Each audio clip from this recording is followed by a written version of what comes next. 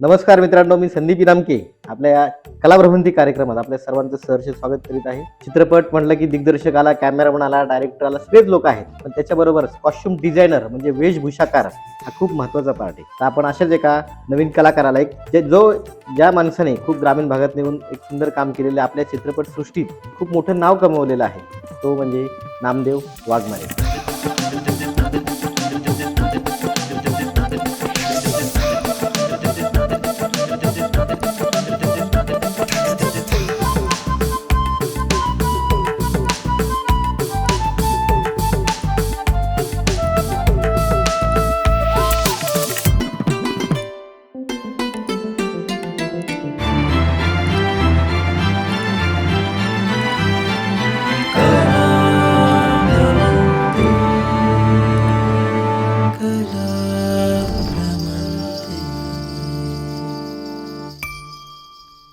तर नामदेवराव, तुमचं आमच्या या कलाभ्रमंती कार्यक्रमात सहर्ष स्वागत आहे. नमस्कार.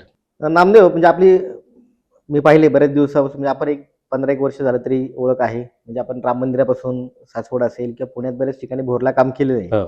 तर तुम्ही नक्की कुठले, म्हणजे प्रॉपर तुमचं गाव कुठलं आणि ह्या क्षेत्रात नक्की कधी आलात तुम्ही? खरं सांगायचं प्रॉपर माझं गाव आहे तालुका कंधार, जिल्हा नांदेड, बहादूरपुरातलं आहे मी. बरं. तर तिकडे काय होतं, जास्त शिक्षण झालं नाही माझं खरं तर. बरं. कमी शिक्षण होतं, काम कमी वगैरे असायचं. तर मी डायरेक्ट मुंबईला गेलो. मुंबईला एका प्रायव्हेट कंपनीमध्ये काम करत होतो. बरं. असं माझं क्षेत्र करत मी, आणि मग एका मित्राच्या सहाय्याने म्हणजे नितीन बोरकरच्या मदतीने मी पुण्यात आलो. बरं बरं बरं. आणि खरं तर मला नितीन बोरकरनीच या लाईनमध्ये घेऊन आला, त्याच्यासोबत मी काम करत राहिलो. नितीन बोरकर खरं तर म्हणजे खूप चांगलं काम करणारा माणूस आणि त्यांनी भरपूर लोकांना मदत केलेली आहे. तर तुम्ही पुण्यात आल्यानंतर मग कसं लगेच काम मिळालं की काय स्ट्रगल करावं लागलं तुम्हाला? नाही, मी पुण्यात आले तर ती लगेच काम मिळालं नाही. खरं तर मला ऍक्टिंगची आवड होती. बरं. मग मला नितीन बोलला की आपण असं असं काम करूयात. माझा मित्र त्याचा पण मित्र होता. नितीन माझा मित्र, तसं त्याचा एक मित्र होता. बरं. मग त्या मित्रांसंदर्भात त्यांनी मला घेऊन गेला. मला फिल्म क्षेत्र म्हणजे माझ्यासाठी खूपच वेगळं, बरं. जेणेकरून माझ्या गावाकडे असं काहीच प्रकार नाही. तर मी 1-2 सिनेमामध्ये काम पण केलं. मी ऍक्टर म्हणून ऍक्टर म्हणून काम केलं. मी खूप भारी वाटायचं मला तेव्हा. कुठले सिनेमे होते काय ते? उदाहरणामध्ये मायबाप, त्याच्यानंतर काही हिंदी ज्युनियर आर्टिस्ट म्हणून काम केलं मी. बरं. पण ते ऍक्टर म्हणून वेगळंच. हां. मग मी गावाला फोन करून सांगितलं की सगळ्याला, आईला वगैरे, ह्यांना त्यांना, की मी ऍक्टर झालोय, एका फिल्म मध्ये काम करतोय, हे करतोय ते करतोय, पिक्चर मध्ये काम करतोय. तेव्हा घरच्याला काय वाटलं खरं सांगू, पिक्चरच्या टाकीमध्येच काम करतोय. हा माझी खरी तर ओळख झाली गावाला, की मी पिक्चरच्या टाकीमध्ये काम करतोय. बरं. आणि त्याच्या 1 महिना 1.5-2 महिन्यामध्ये माझी एक फिल्म आली ती सासू नंबरी जावे 10 नंबरी. बरं बरं. हां. त्याच्यामध्ये मी दिसतो. मला वाटतं विजय पाटकरांचं फिल्म ना? विजय भटकरांची एक फिल्म होती, आणि एक मायबाप म्हणून होती गजेंद्र आहेरे सरांची. त्या फिल्ममध्ये मी दिसतो. मग काही लोकांनी ते बघितलं मला. बरं बरं. मग तेव्हा कळलं की हा सिनेमामध्ये काम करतो. ही एक वेगळीच कहाणी माझी. आणि त्याच्यानंतर मग जेव्हा मी ऍक्टिंग करायचो, खरं तर तेव्हा पैसेच मिळायचे नाही मला. खूप कमी पैसे मिळायचे. कारण सकाळी 5 वाजता उठून जा, रिक्षा करा, असं जा तसं जा, आणि मग पैशांचं बदला मिळायचं नाही. मग ते म्हणायचे देतो नंतर, देतो पुढच्या महिन्यात, देतो ह्या महिन्यात. आणि मला असं एक काम आलं की टेलर म्हणून येतो का? बरं. तर नितीन मला बोलला की टेलर म्हणून येतो का? तर मी म्हणलो हो. तर नितीनला एक प्रश्न विचारला की पैसे किती मिळतील? तेव्हा तिथं प्रोडक्शनला राजेश डामचे सर होते. Rajesh Damche sir, Praveen Wankhede sir. मग त्यांनी मला तिकडे बोलवलं आणि मी तिकडे गेलो. तिथं माझं पर डे ठरला 1500 रुपये. अरे वा. बरं. मला खूपच भारी वाटलं तेव्हा. तर 1500 रुपये पर डे माझ्यासाठी खूपच होते. कारण तेव्हा मी ज्युनियर आर्टिस्टला तेव्हा 400 रुपये पण मिळायचे नाही खरं तर. असा माझा प्रवास सुरू होत गेला. पण म्हणजे तुमचा पारंपरिक व्यवसाय कुठला करायचा नक्की? पारंपरिक व्यवसाय असं कुठलं नव्हतं. घरी मी शिक्षण शिकायलाच होतो जास्तीत जास्त. माझं 12वी पर्यंत शिक्षण झालं. आणि घरी माझ्या भावाची टेलरिंगची दुकान होती. बरं. टेलरिंगचा थोडाफार अनुभव असा होता की जेणेकरून मी चांगला टेलर नव्हतो, पण थोडाफार अनुभव होता. कोणी 5 रुपये, 2 रुपये, 4 रुपये दिले की मी अल्ट्रेशन करून द्यायचो. आणि तसंच मला एक काम मिळालं. बरं. की अल्ट्रेशन टेलर मी येतो का? तर म्हणलं हो येतो. आणि मग मी सुरू केलं. एक हिंदी पिक्चर मिळाली मला पहिल्यांदाच. पुण्यातच होता तो? पुण्यातच. बरं. प्रवीण वानखेडे सर, राजेश डामचे सर यांच्यासोबत मी पहिल्यांदा ते काम केलं. पण कधी तुम्हाला सांग, म्हणजे टेलरिंग असेल, कधी इस्त्री, म्हणजे बऱ्याच वेळा मी पाहिले की सुरुवातीच्या काळात नामदेवनी इस्त्रीचं काम केलेलं आहे. मी इस्त्री करायचो, मी ड्रेसमन म्हणून जायचो. बरोबर. ते पण 2रा-3रा ड्रेसमन. पहिल्यांदा तर मी नव्हतंच, मी समजा 2रा-3ऱ्यांदा ड्रेसमन जायचो. ड्रेसमनच्या असिस्टंट ड्रेसमन म्हणून जायचो. बरोबर. मग तेव्हा इस्त्री करायचो किंवा आर्टिस्टला नेऊन कॉस्ट्युम नेऊन द्यायचो मी. ह्या गोष्टी करत करत गेलो. त्याच्यानंतर मी काही दिवसामध्ये आर्टचं पण काम करायचो. अरे वा, बरं. कारण काय हे जास्ती पुण्यामध्ये जास्त शूटिंग नसायची, हा, कधीतरी एखादा तुरळक शूटिंग चालायच्या. मुंबईतून एखादा सिनेमा पुण्यात आला आला की किंवा तेव्हा पुण्यातल्या कुठल्या तरी एखाद्या डिरेक्टरने काहीतरी वेगळं काहीतरी ऐतिहासिक किंवा संतपट त्या काळात जास्त यायचे. हा हा हा तेव्हा पुण्यातले प्रोडक्शनवाले मला खरं तर खूप जास्त बोलवायचे. हम्म. राजेश डामचे सर झालं, प्रवीण वानखेडे झालं, संजय ठुबे सर झालं, त्यांच्यासोबत पण खूप काम केलंय मी. मला वाटतं राहुल उदक बरोबर काही काम राहुल केलं. उदक सोबत. राहुल उदकची तर माझी खूपच वेगळी इंट्रोडक्शन आहे, मी तुम्हाला सांगतो थोडा वेळात. बरं बरं बरं बरं. आणि याच्यामध्ये म्हणजे समजा आर्ट डिरेक्शन मध्ये नक्की कसं आला, कुठली कुठली कामं केली तिथे? खरं तर मी नितीन सोबत जेव्हा काम करायचो, मी आणि नितीन, हा. मग नितीन शक्यतो म्हणायचं मी ड्रेस बनला असेल तर मला पाठवायचा आणि आर्टला असेल तर तो जायचा. बरोबर. मग कधी मध्ये मग ड्रेस बनलाही काम नाही, आर्टलाही काम नाही. हा. खरं तर पुण्यात तसंच आहे असायचं. बरोबर आहे. हा. मग कधी कधी असं बोलायचे की आर्टला दोघं जण येता का, हम्म, हम्म, हम्म. तर मी म्हणायचो हो येतो मी, पण मी जायचो तसं. मग तसं आर्टला जायचो तेव्हा एकनाथ कदम, हो. गिरीश कोळपकर, हम्म, हम्म, सचिन नेवसे हम्म. आणि संतोष फुटाणे बरोबर. यांच्याकडून खूप सारे आर्टला काम केलं मी. खरं तर आपला योग अगोदर आपली ओळख झाली होती, हा, हा. पण आपलं असं काम करण्याचे योग आलंच नाही संदीप त्याच्याकडे. बरोबर आहे. नाही, नाही, आणि काम आपण केले तसं म्हणजे तसं आपण काम खूप केलंय. हो. आणि परत एखादं कुठलं छान काम असेल तर मी करेल पण तुझ्याकडे. त्याचं काहीच विषय म्हणजे मला हे खरं तर मला माहिती नव्हतं की आर्ट डिरेक्शनला काम केलेलं आहे. नाही. नाही, मी खूप कॉस्ट्युम काम असो, करायचो. मेकअप असो, आर्ट डिरेक्शन असो, किंवा सगळ्या एकच बाजू आहेत. एकच फक्त करत आपण आलो. जी कला आपल्याला येते, म्हणजे जसं पारंपरिक तुमचा व्यवसाय शेती किंवा टेलरिंगचं भावाचं दुकान होतं, तरी तुम्ही तिकडनं इकडं आला आणि काम कुठलंही न लाज बाळगता, कारण स्ट्रगल पुण्यात कुठल्याही किंवा शहरात, खूप पुण्यात struggle. काय असं कुठल्याही शहरात माणूस आला की कुठल्याही लाज न बाळगता की 2 पैसे मिळावेत आणि काम चालू हो करावं. हो हो आणि तेच स्वतःला एक तेच कुठेतरी ओळख निर्माण करण्यासाठी माणूस झटत असतो. तसंच करत राहिलो मी. आणि मग जेव्हा एक ते हिंदी फिल्म केली टेलर म्हणून मी, बरं. तेव्हा त्याचं एकत्र पेमेंट आलं मला 36,000 रुपये बापरे. 2007 मध्ये. 7ला. खरं तर मला खूप म्हणजे खूपच अट्रॅक्शन वाटलं ते, हा, हा. की एवढं पेमेंट खरंच येऊ शकतं. बरोबर. आणि ते खूप काही कमी दिवसाचं पेमेंट होतं माझं. हम्म, हम्म, हम्म. खूप छान वाटलं. मग तेव्हा ठरवलं की ही लाईन तेव्हा करायची. तुम्हाला कळलं की बाबा हे म्हणजे कला आहेच, पण याच्यात पैसे मिळतात, पैसे पण मान आणि सन्मान चांगले मिळतो आणि मिळतात. कॉस्ट्युम डिझायनर म्हणून आपण हे काम करू शकतो. तेव्हा कळलं मला ते. बरं, त्या काळात कोण कोण कॉस्ट्युम डिझायनर होते पुण्यातले, किंवा कोणाकोणाबरोबर तुम्ही काम केलंय, किंवा अरे नाही मला त्यांच्यासारखं काम करायचं असं वाटलं का कधी काही? मी खरं तर तेव्हा जास्तीत जास्त हिंदीमध्येच काम करायचो. बरं. मराठीमध्ये खूप कमी काम करायचो. त्याच्यानंतर मी संयोगिता भावेसोबत एक काम केलं. हम्म. एक सिरियल केली मी स्मिता तळवळकरांची, बरं. सुवासिनी. सुहासिनी. हा. सुवासिनी एक सिरियल केली. भोरला होती मला वाटतं. भोरला शूट झालं त्यांचं. बरोबर. हा. तर त्यांची मी कॉस्ट्युमची खरेदी पण मी करायचो, बऱ्यापैकी केली मी. हा, हा. त्याच्यानंतर मग शूट पण संयोगिता भावे मॅडमला शूटवरती येता आलं नाही, बरं. पण त्यांनी जसं जसं सांगितलं मी तसं तसं शूट कम्प्लीट करत गेलो बरं. आणि शूट चालू ठेवलं. तेव्हा मला आवड झाली खरं तर. ते एकतर तो हिस्ट्रिकल विषय होता. हो हो हो. हा, एकतर असं चांगली पिरियडिक विषय होता तो. सिरियल खूप छान चालली पण ती. तर ते त्याच्यामुळे ना मला ती एक आवड होत गेली की आपण मी करू शकतो. अच्छा अच्छा अच्छा. आणि मी करत गेलो. स्मिता तळवळकर मॅडमचं खूप सहकार्य मिळालं त्याच्यामध्ये. बरं बरं बरं. कुठल्या कुठल्या सिरियल केल्या, म्हणजे सिरियल कुठल्या कुठल्या आपल्या सहाय्यक म्हणून किंवा प्रमुख म्हणून कुठल्या कुठल्या केल्यात आपण? खरं तर मी सिरियल सहाय्यक म्हणूनच भरपूर केल्या. बरं. जसं की सुवासिनी केली, हम्म. धुंडलेंगी मंजिल केली मी, एक हिंदी हो. होती संजय सुरकरांची सिरियल. मला वाटतं नायडू बंगल्यात पुण्यात शूटिंग होती. पुण्यात नायडू बंगल्यात, खटाव बंगल्यामध्ये हो हो हो. ते खूप दिवस एक राहिलं चालू होतं. होती ती. ती पण एक 2 सिरियल तर मी करत. मला वाटतं संजय सुरकरांची फिल्म होती, मालिका होती ती. ती धुंडलेगी मंजिल. तीच होती धुंडलेंगी मंजिल. एकनाथ दादा कदम त्याचे आर्ट डिरेक्टर होते. हा. एकनाथ दादामुळे त्याच्यात आर्टला पण मी करायचो. बरं. आणि त्याच्यानंतर आर्टचे कॉस्ट्युम सेटअप लावून देणं. हम्म, हम्म, हम्म. जेव्हा फ्री असेल तेव्हा मी आर्टला काम करायचो. बरं बरं बरं. त्या पिरियडमध्ये मी खरं तर मी सुनील भडाळे, हम्म, हम्म. ते दत्तोबा मामा, हो, बनगे मामा आपले. नाही दत्तोबा भनगे वेगळे हो हो. आणि दत्तोबा भडाळे वेगळे, आलं लक्षात, आलं लक्षात. हा. त्या दोघांसोबत पण मी काम केले. हम्म. आणि त्याच्यानंतर आपलं प्रकाश साळुंके होते ड्रेसमन, हो हो हो. ते तर मी त्यांच्याकडे काम करायचो. आणि मग मी हळूहळू ते हिंदीचे ऍड फिल्म वगैरे करायचो ना मी ड्रेस म्हणून. बरोबर. आणि एक दिवशी मला एक अशी ऑफर आली की तू ड्रेसमन घेऊन येतो का पुण्यातली. हे खूप मोठी ऍड केली मी, बरं बरं. हॉलिवूडची ऍड होती. त्याच्यानंतर मग मी त्यासाठी मग पुण्यातले ड्रेसमन शोधत होतो. मी गेलो दत्तोबा भडाळेंकडे, हम्म, हम्म.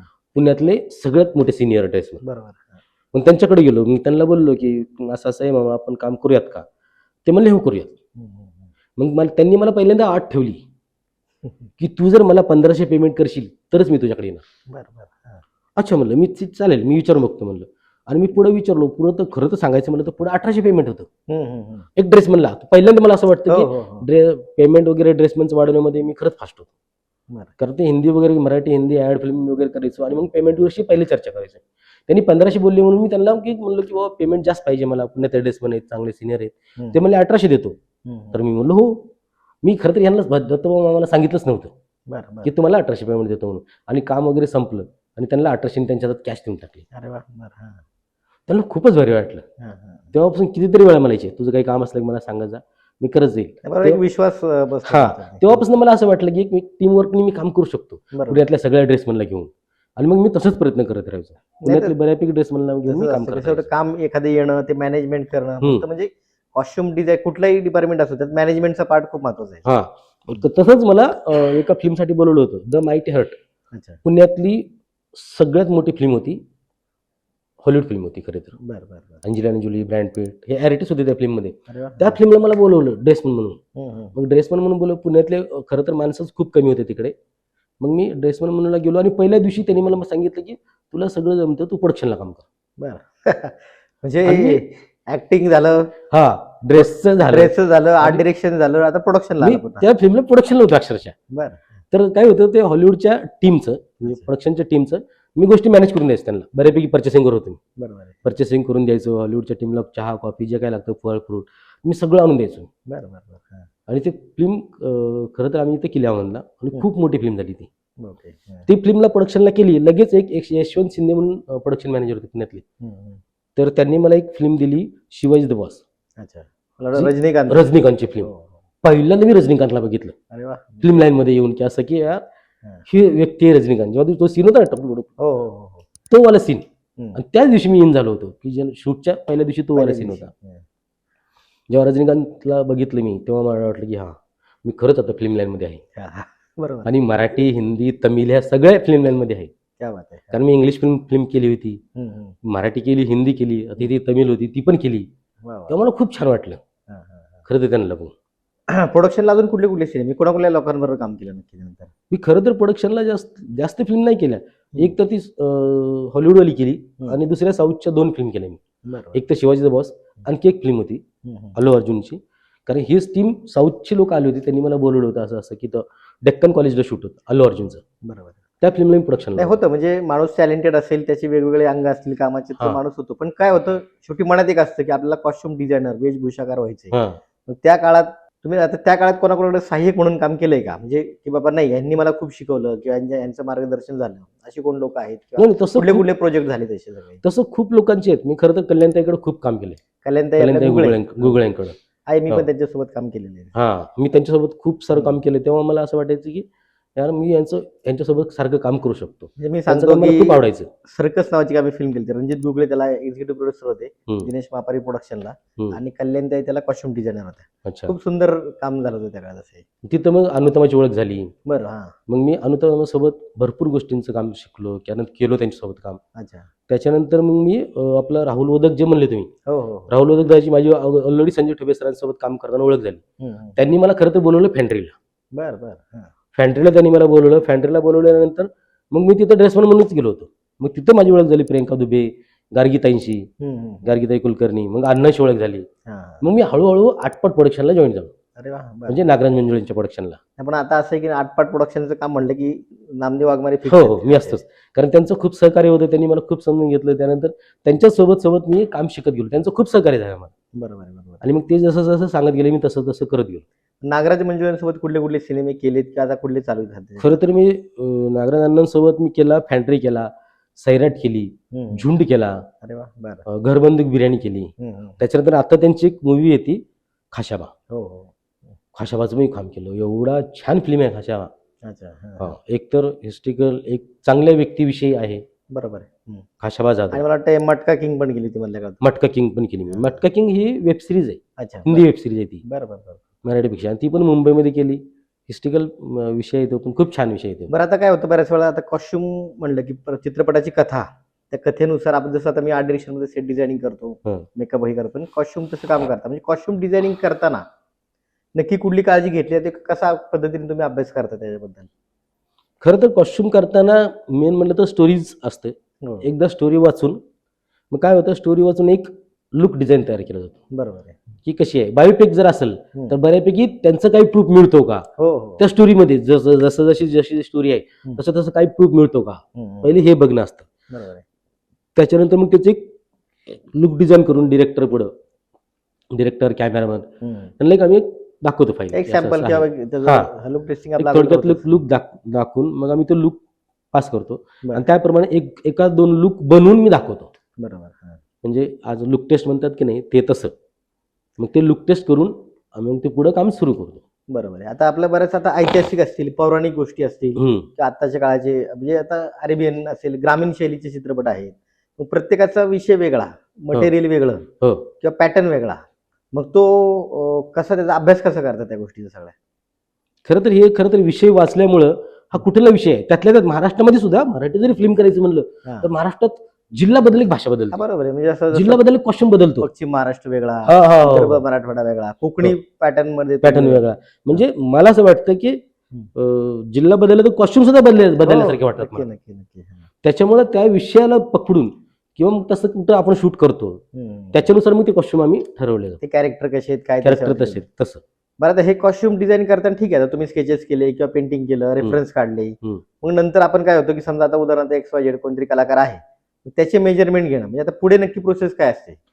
जरा आता समजा आपण सगळं केलंच, एक कॉस्ट्युम बनवलेत किंवा काय करतायत त्यानुसार मग स्टोरी जेव्हा वाचून मग ऍक्टरचं डन होतं, जेव्हा ऍक्टर डन होतात तेव्हा मग ते कॉस्ट्युम आपण जे बनवतोय, बरोबर. जे आपण डिझाईन केले ते त्यांना सूट होतील का, मग त्यांचं मेजरमेंट जाऊन घेऊन येणं. बरोबर. म्हणजे इव्हन मेजरमेंट, चपला बुटांची साईज, टोपींची साईज, फेट्यांची साईज हो हो. हे सुद्धा घेऊन येऊन हा. मग त्या गोष्टी एजिंग करून, म्हणजे हो. गावाकडची जर स्टोरी असेल हम्म. तर काय आपण नवीन कपडे घेतल्या आपण घालू शकत नाही कोणाला. नाही नाही नाही, बरोबर. मग ते कपडे घेऊन त्यांना एजिंग करून, वॉश करून, वापरून मग त्यांच्यावर आम्ही लुक टेस्ट ट्रायल करतो. बरोबर. पण असे कुठले कलाकार की ज्यांच्यावर काम करायला तुम्हाला छान वाटलं की यार ह्या माणसावर मला आनंद वाटला, त्यांनी काय 4 गोष्टी शिकवल्या, असे कुठले कलाकारांची मला- तुम्ही नावं घेऊ शकता?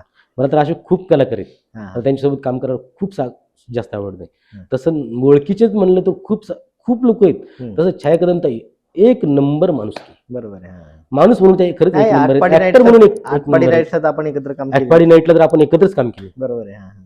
आर्ट आणि कॉस्ट्युम हम्म. असं मिळून आपण एकत्र काम केलं.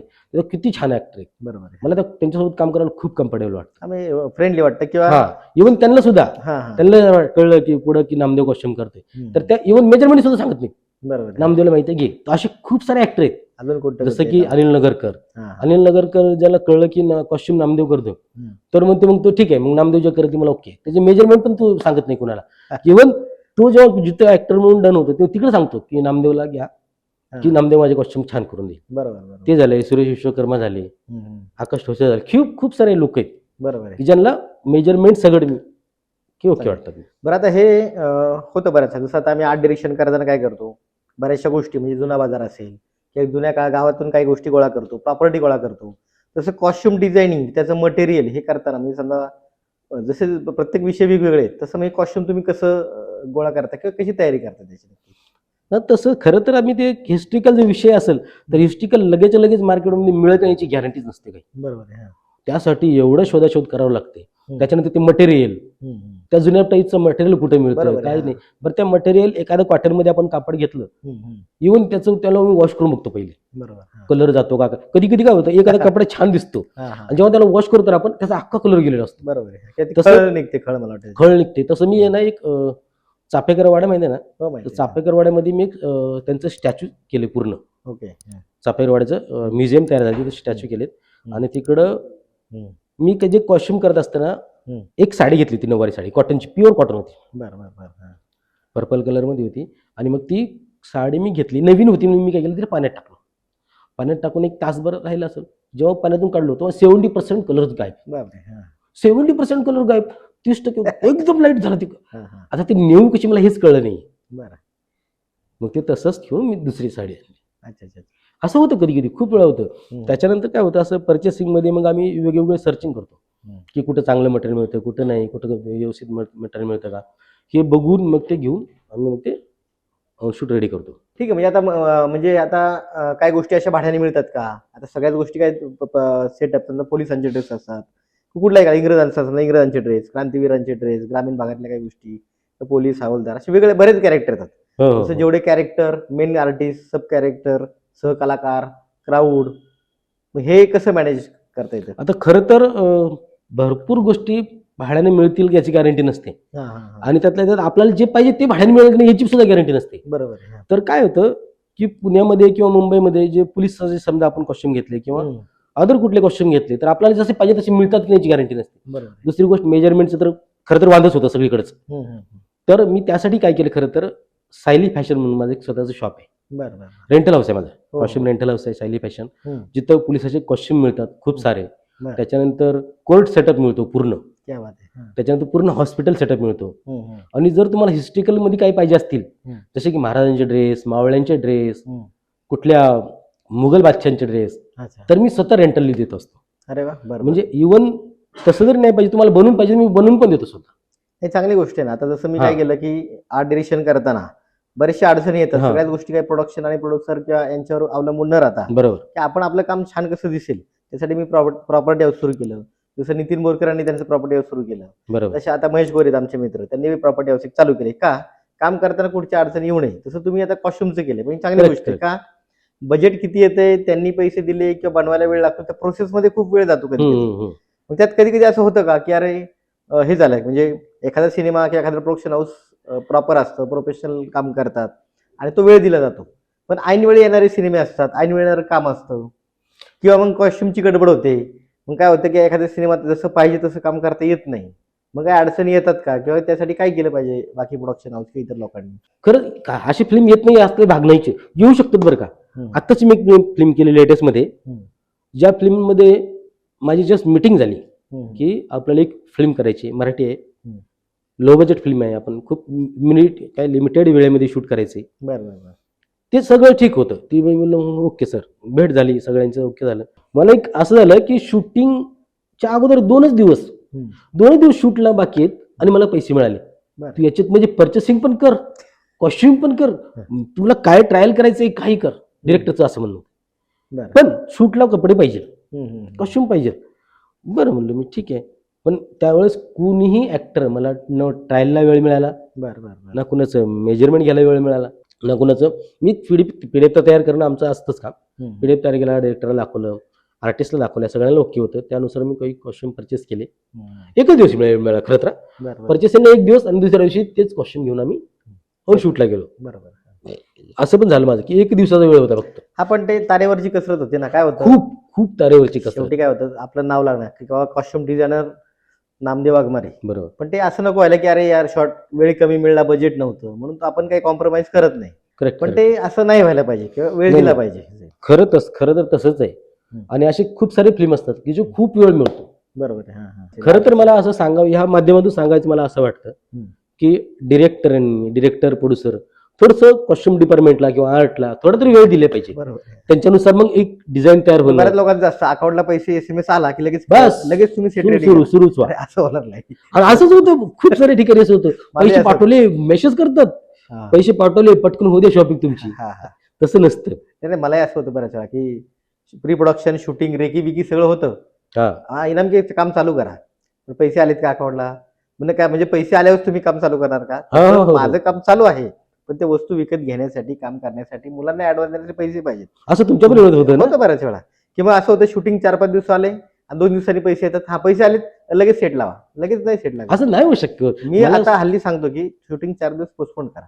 त्याचं कारण काय होतं की आपण प्रॉपर्टी, आपल्या ज्या काही गोष्टी असतील ते झाल्या पाहिजेत, काम नीट दिसणार. एकदा सुरुवात झाली की शेवटपर्यंत तोच कॉस्ट्युम किंवा तो सेट आपला शेवटपर्यंत दिसतो. तर ते नाही झालं पाहिजे. थोडंसं आपण पण जबाबदारी, किंवा जसं आपण म्हणतो बऱ्याच वेळा कलाकारांच्या तारखामुळे सिनेमा मागे पुढे होतो. असं मी म्हणत नाही की त्याला किंवा मोठेपणा सांगत नाही या गोष्टीचा, पण आपण पण वेळ घेतला पाहिजे, कारण चांगलं काम होण्यासाठी, असं मला वाटतंय. नाही, खरंच आहे. आणि वेळ पुढच्या माणसांनी पण दिला पाहिजे. प्रोड्युसरनी थोडा वेळ आपल्याला दिला पाहिजे, जेणेकरून तुमचं कॉस्ट्युम चांगले होतील. तुमचं पण नाव असतं, आमचं पण नाव असतं, त्याच्यामध्ये आपलं चांगलं दिसलं पाहिजे. ह्या पण गोष्टीच असतं. ही तळमळ मला माहिती आहे. म्हणजे मी पाहिले तुला की बऱ्याच वेळा तो रात्री अपरात्री वरती, भोरवरनं, सासवडवरनं रात्री आलाय. दुकानं रात्रीच्या रात्री उघडून ते टेलरिंग रात्रभर काम करून सकाळी सेटवर आणलाय. पण ते काय होतं पण त्याचा जास्तही प्रेशर किंवा दबाव येतो आणि काम सुटसुटीत होण्यासाठी वेळ तर खरं पाहिजे. पण नामदेव, तुझी कला येते खरं, तू सगळं काम करतोय चांगलं. पण यात आता कॉस्ट्युम डिझायनर म्हणून प्रमुख सिनेमे कुठले केले, म्हणजे एक बाबा हे नाव घेण्यासारखे हे सिनेमे मी केले, मला चांगलं वाटलं, किंवा कुठले सिनेमे आहेत तसे? ते खरं तर तसे खूप सारे फिल्म छान केलेत मी. एक केली मी नितीन सुपेकर सरांची, आटपाडी नाईटला आपण जर एकत्र होतो तेव्हा झेलाबाई नॉमिनेशनला सुद्धा होतो. अरे खरं तर त्यावेळेस मला अवॉर्ड नाही मिळालं, पण मी नॉमिनेशनला होतो. ती केली. त्याच्यानंतर मी सुजय सरांसोबत खूप साऱ्या फिल्म केल्यात. सुजय ढाके. सुजय ढाके सर हो हो. खूप छान व्यक्ती आहे, त्यांच्यासोबत मी खूप साऱ्या फिल्म केल्यात. केसरी, तुझ्या आईला, हा, त्याच्यानंतर श्यामची आई. बरोबर. श्यामची आई तर तुम्हाला माहितीचा विषय. मला आता म्हणजे सांगायला प्रेक्षकांना आवडेल की श्यामच्या आईसाठी तुम्हाला मला वाटते आता एक अवॉर्ड मिळाला होता. खरं तर श्यामची आई माझ्यासाठी खूप यशस्वी सिनेमा ठरला. त्यासाठी मला झी अवॉर्ड मिळालं. बरोबर. हा. श्यामची आई फिल्मसाठी कॉस्ट्युमला झी अवॉर्ड मिळालं. त्याच्यानंतर फिल्मफेअर अवॉर्ड मिळालं. अरे वा. बरं बरं. त्याच्यानंतर आर्यन सन्मान अवॉर्ड मिळालं. क्या बात आहे. 3 कॉस्ट्युमला अवॉर्ड मिळाले. हो. त्याविषयी श्यामची आईच्या टीमचं मी खरंच खूप आभारी आहे. सुजय सरांचा खूप आभारी आहे. त्यांनी मला खूप समजून घेतल्या गोष्टी. त्यातल्या ती फिल्म होती ब्लॅक अँड व्हाईट. बरोबर. हा. त्या फिल्ममध्ये जे काही कॉस्ट्युम करायचो ना, जे काही कलर करायचो, कलर तर खरं तर दिसणार 3च. बरोबर आहे. Black, white, grey. बरोबर. 3 तीनच शेड कलर मध्ये दिसणार होते. 3 शेड मध्ये कलर दिसणार. दिसणार होते. त्याच्यात एवढी इंटरेस्टिंग ती स्टोरीज होती. त्याच्यामध्ये तुम्हाला तर माहिती आहे श्यामची स्टोरीज. ते कॉस्ट्युम करताना आम्ही कॉस्ट्युमचे कलर, कॉस्ट्युमचं मटेरियल काय असायला पाहिजे, कसं दिसायला पाहिजे, दिसणार कसं फिल्मवरती, कॅमेरावरती, इव्हन इतकं बघून आम्ही कॉस्ट्युम केले ते. बरोबर. हा. त्याच्यामुळं त्याचं फळ मला मिळालं. नक्की नक्की. कारण काय होतंय, एखादं म्हणजे एवढ्या गावाकडे हो. स्ट्रगल करून वेगवेगळ्या डिपार्टमेंटमध्ये काम करून कॉस्ट्युम मध्ये काम करून त्याचा अवॉर्ड मिळालं, पुरस्कार मिळणं म्हणजे एक जबाबदारी पण वाढते. आणि तशी काम तुम्ही करताय. म्हणजे नागराज अण्णांचे जेवढे सिनेमे आहेत त्यात जरी प्रियंका मॅडम असतील कॉस्ट्युम डिझायनर, सगळ्या बाजू तुम्ही सांभाळत असता आणि एक चांगलं काम आम्हाला पडद्यावरती पाहायला मिळतं. आता हे सगळं झाल्यावरती आता नवीन प्रोजेक्ट नक्की कुठले कुठले चालले की त्याच्यावर काम काय चालू आहे आता? आता खरं तर माझे 2 सिनेमे चालू आहेत. आता ते तुम्हाला सांगितलं, मी प्रश्न केला ना की एक अर्जंटमध्ये सिनेमा सुरू केला. तो सिनेमा चालूच आहे. बरोबर. खरंच खूप छान स्टोरी आहे, खूप छान विषय आहे. येईल काही दिवसामध्ये. आणि दुसरा एक चालू आहे माझा. असे 2 फिल्म चालू आहेत. बरोबर. एकाचं प्री चालू आहे आता, जे सुरू होईल पुढच्या महिन्यामध्ये. बरोबर. ते आता हे सगळं काम करताना आपण बऱ्याच वेळा राहतो, घरात बाहेर राहतो, गावाकडनं शेवटी येतात. कारण कलेची जिथं ओढ आहे, जिथं त्याला स्कोप आहे, तिथं आपण राहतो नेहमी. तुम्ही काय, मी किंवा आपण सगळेच. ह्याच्यामध्ये फॅमिली त्याचा सपोर्ट कसा मिळतो किंवा ह्याच्यामध्ये कोणाचा गायडन्स मिळतो घरातला, किंवा सुखदुःखाच्या गोष्टीवर बऱ्याच आपण घरी नसतो, मग अशा काही गोष्टी घडतात किंवा चांगलं वाटतं त्यांना अवॉर्ड मिळाल्यानंतर, मग घरच्यांच्या भावना त्यावेळेस काय होत्या की बाबा नामदेवला आता अवॉर्ड मिळालं. जो नामदेव मला वाटतं पिक्चरच्या टाकीत काम करत होता का कुठे करत होता, पण तो आज स्टेजवरती मुंबईमध्ये अवॉर्ड मिळतं, मग त्यावेळेस घरच्यांच्या भावना नक्की काय होत्या? नाही, खरं तर या अवॉर्ड विषयी माझ्या सगळे घरचे माझ्याकडे खुश असतात. मी जे काही काम करतो ते म्हणजे घरच्यांचे खूप सपोर्ट असतो मला. माझी बायको झाली, मुलं झाली, आई झाली, भाऊ झाले. एक तर अवॉर्ड होतं जे मला महामंडळाने दिलं. बरं. अखिल भारतीय चित्रपट महामंडळाने. मला वाटतं 2015 मध्ये मला बालगंधर्वमध्ये आपला बालगंधर्वमध्ये कार्यक्रम होता. पुण्यातला ड्रेसमन म्हणून मला, आणि वोटिंग झाली त्यासाठी. अच्छा. बरं. वोटिंग होऊन माझं नाव पुकारण्यात आलं, माझं नाव झालं. तेव्हा तर खरं तर माझ्या बायकोची कंडिशन नव्हती तिथे येणं. मी गावाला होता, मी सगळे लोक. तर गावावरून माझी खूप सारी फॅमिली झाली. बरं. जे अवॉर्ड फंक्शन आहे, कसं का असलं पण आहे अवॉर्ड फंक्शन, आणि खूप छान अवॉर्ड झालं. ते एक माझे खूप आठवणीतले क्षण आहेत, जेव्हा अख्खा परिवार माझ्यासोबत होता. ते पण आहे. त्याच्यानंतर बाकीचे हे आवडलं ते सगळे फॅमिली सोबत असतात, आणि फॅमिलीचा खूप सपोर्ट असतो. बऱ्यापैकी खरं म्हणणं आहे आपलं की आपण प्रॉपर जिथं राहतो तिथं काम खूप कमी करतो आणि बाहेर जाऊनच काम करतो बऱ्यापैकी. असं पण आहे माझं, पण माझ्या घरातून खूप सपोर्ट आहे. मला खरं तर विचारायचं, तुमचं पण तसेच आहे? अरे तुमचं काय, आपलं काय, सगळ्याचं सेम आहे. दुसरं असं आहे की आता चित्रपटात बरंच काम केलं, पण नाटक किंवा महानाट्य किंवा अशा काही गणेशोत्सवामधले बरेच सेटअप असतात, ड्रामा असतात, पण त्यात काही काम केलेलं आहे बऱ्याच वेळा मला वाटतं. खरं तर मी महानाट्यामध्ये पण काम केलंय. आपलं राहुल सुरते, बनगे मामा, हे मला नाटकाला घेऊन जायचे. जेव्हा मी हे लाईन मध्ये येण्याच्या एकदम सुरुवातीचे दिवस मी त्यांच्यासोबत काम करायचो. मग तिकडे इस्त्री करायचो.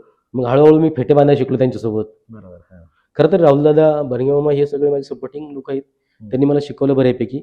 मग फेटे बांधायचो. त्यानंतर आता मी लेटेस्ट मध्ये एक नाटक करतोय, तो शेवटचा दिवस. सुरेंद्र गोखलेंचं नाटक आहे ते. आणि मग त्यांच्या थ्रू मला ते नाटक मिळालं. ते पण असंच खूप छान नाटक आहे. आता काही दिवसाला तो बहुतेक अवॉर्ड शोला जाणार आहे नाटक. काही दिवसामध्ये आहे ते.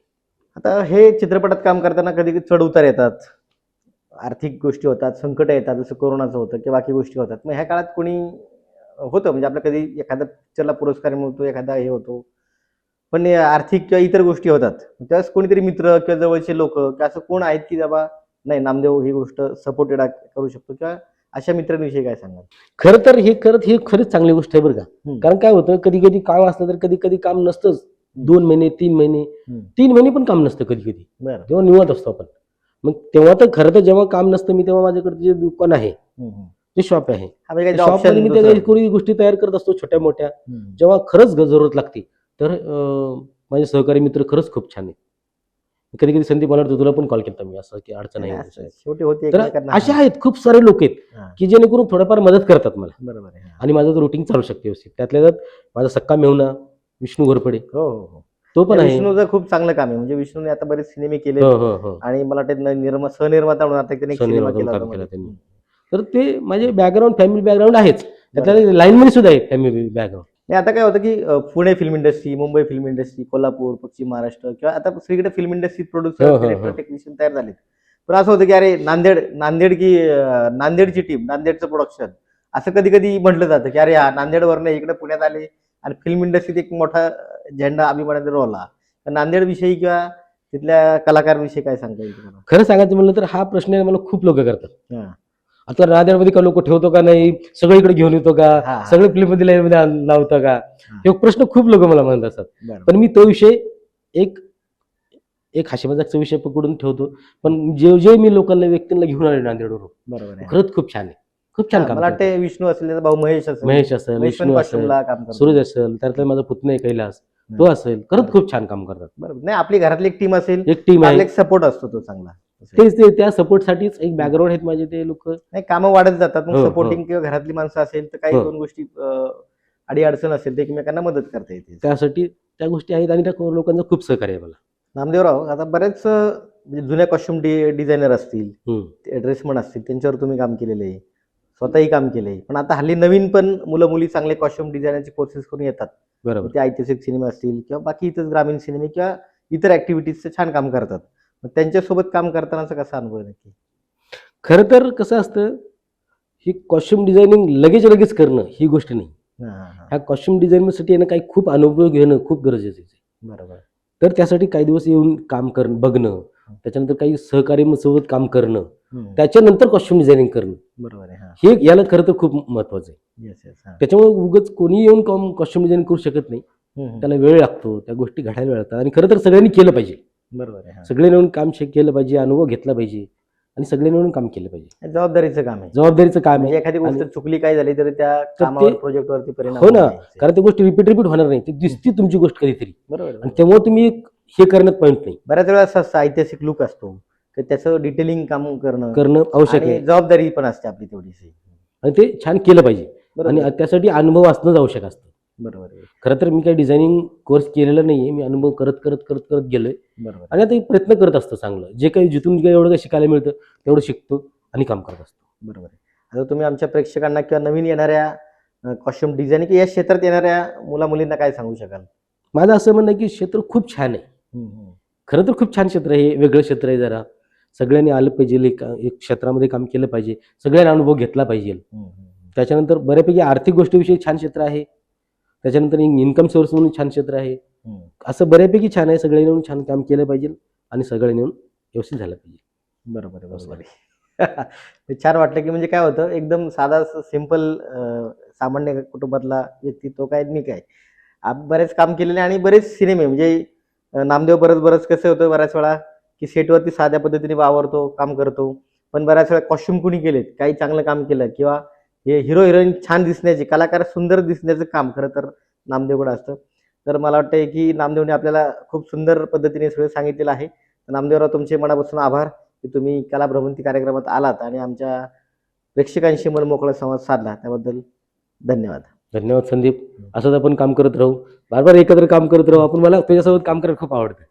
कारण कसं असतं, तू आर्ट करत कॉस्ट्युमचं पण लक्ष ठेवतो. कधी मध्ये काय होतं, कधी क्राऊडचं कॉस्ट्युम असतात. बरोबर. कधी क्राऊड मध्ये काय होतं, एक 50 लोक 100 लोकांचं क्राऊड आहे, एखादं कोणतरी वरती घालतं आणि खाली काही चेंजेस करत नाही. हा, किंवा हा, हा. एखाद्याने कुर्ता पाहिजे धोती असेल तर एखादं जीन्स पॅन्ट घालून जातो, असं पण होतं कधी हो, हो. आणि ते लक्षात राहत नाही कुणाच्या. आणि असं 2 वेळा आपलं ऑब्झर्वेशन हो, झालं. झालं. तू बोललाय मला की तिकडे राहिलेत कॉस्ट्युम, त्यांचं बदल, त्यांचं हे हा, करतो. नाही बरोबर आहे. हे आपलं काय होतं, आपण comfortable zone आहे. टीमवर्क म्हणून काम करतो. Teamwork बऱ्याच वेळा म्हणून मी पण आपण काय काम करतो, आता बरेच सिनेमे करतो, त्यावेळेस फक्त आर्ट डिरेक्शन हे आपलं पार्ट आहे. नाही. ते काम करताना बाबा कॉस्ट्युमचं काय आहे, काही टोपी राहिली, हा, त्यांचा हे फेटा बघणं. राहिला आहे किंवा मेकअप आर्टिस्ट बाबा मेकअप दादा ते गंध राहिल्या बरं का त्यांचा. बरोबर. म्हणजे आपण सांगणं म्हणजे त्यांची काही चूक काढणं असं नाहीये की अरे हे राहता कामा नाही, पटकन लावून टाका. म्हणजे Correct. एकमेकांना सपोर्ट केला पाहिजे. धन्यवाद, मनापासून आभार. धन्यवाद. थँक्यू.